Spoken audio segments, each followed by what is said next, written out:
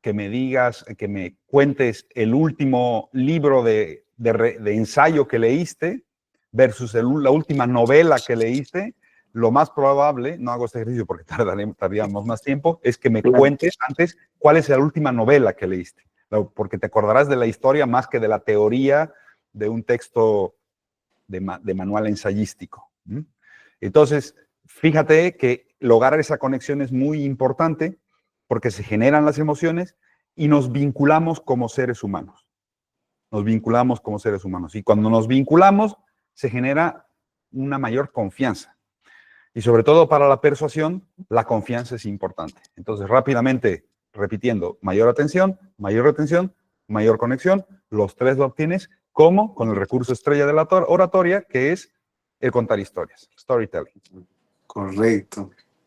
Y dime, Juan Carlos, mira, ahí me viene a la cabeza un desafío, ¿no? Nosotros sabemos que cuando comunicamos algo, hacemos una presentación o en general hablando con las personas que interactuamos, hay personas que son más racionales, menos emocionales. ¿Cómo podríamos nosotros de repente meter storytelling si tenemos que aplicar más el tema emocional, digamos? ¿Hay una desventaja, hay un mayor desafío ahí de repente? Bueno,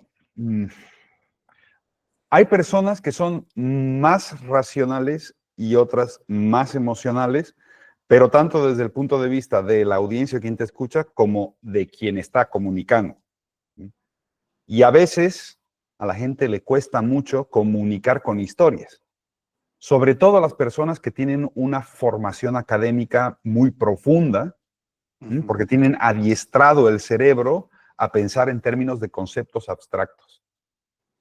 Entonces, si tú te fijas, y esto es muy interesante, las personas que tienen más estudios académicos, por ejemplo, licenciaturas, másters y doctorados, suelen ser personas muy abstractas en su comunicación, muy de los conceptos.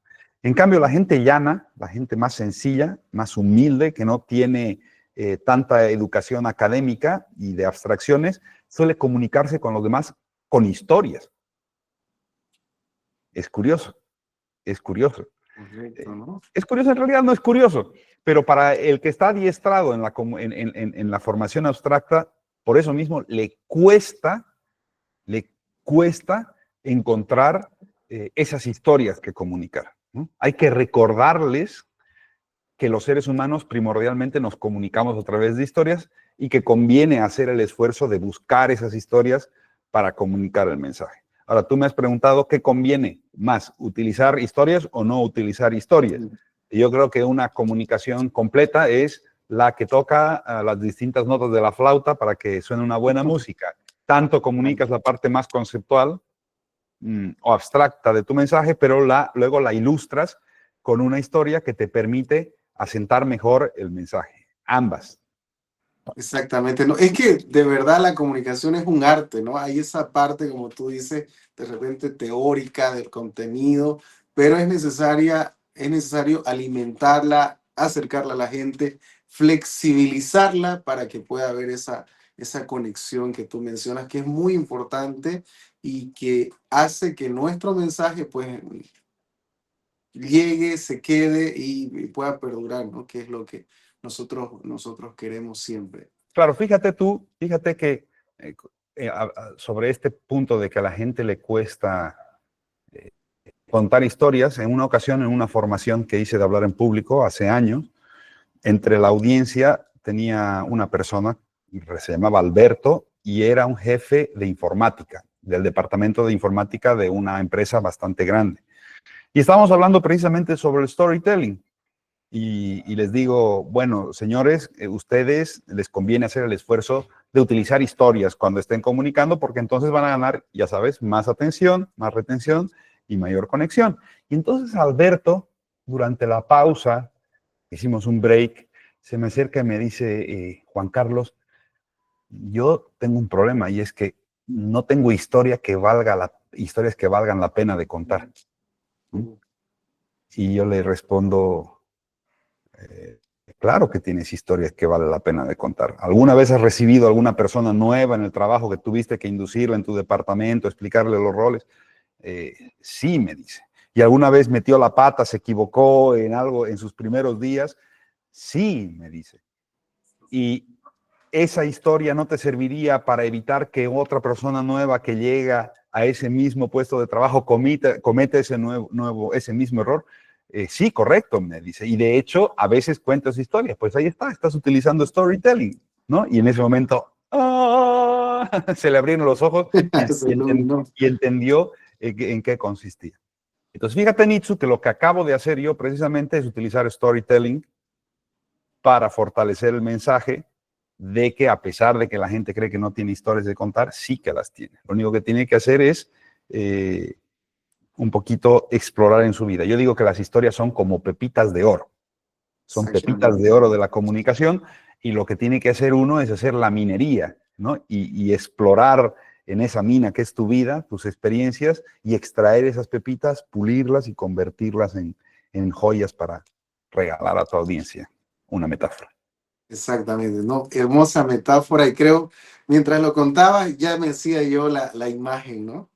Creo que justamente ese es el objetivo, ¿no? Del storytelling, conectar, hacerlo memorable y que uno se transporte, pueda sentir, ¿no? Lo que la persona sintió en ese momento. Y también Exacto, es bien cierto lo que dices, ¿no? Nosotros pensamos que no tenemos historias para contar, pero sin embargo, en el día a día hay muchas oportunidades de aprendizaje, muchas situaciones que agregan valor a los otros y que se pueden compartir y que se deberían compartir y muchas veces quedan guardadas solo en nosotros, ¿no? Juan Carlos, vamos bien, ya sabemos qué es oratoria, estamos entendiendo qué es storytelling, algunos elementos más. Nos gustaría que tú nos ayudes con algunos tips, ¿no? Estamos en la época de los tips, de los 1, 2, 3, 4, 5 pasos, para que nosotros podamos incorporar. De repente sí tenemos muchas historias, pero de repente porque no tenemos práctica, por nuestra personalidad a veces, eh, porque estamos, como tú decías, personas por su formación también tienden a ser más abstractas, más racionales.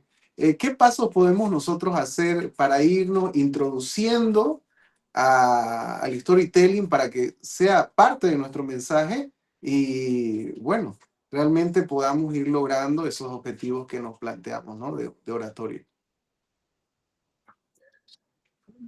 yo diría que el primer desafío es del que estábamos hablando, que es el de lograr identificar esas historias que me ayudan a comunicar mi mensaje.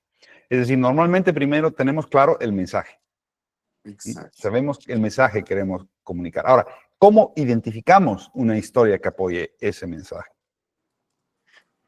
Lo primero que conviene es buscar en nuestras experiencias vitales, porque además las mejores historias son las personales, son las historias con las que más conectamos, porque también se podrían contar historias de personajes históricos, de grandes figuras universales, ¿no? Steve Jobs, Napoleón, Jesucristo, historias hay, pero las que a ti te ayudan a conectar más como orador, como comunicador con tu público, son las historias propias.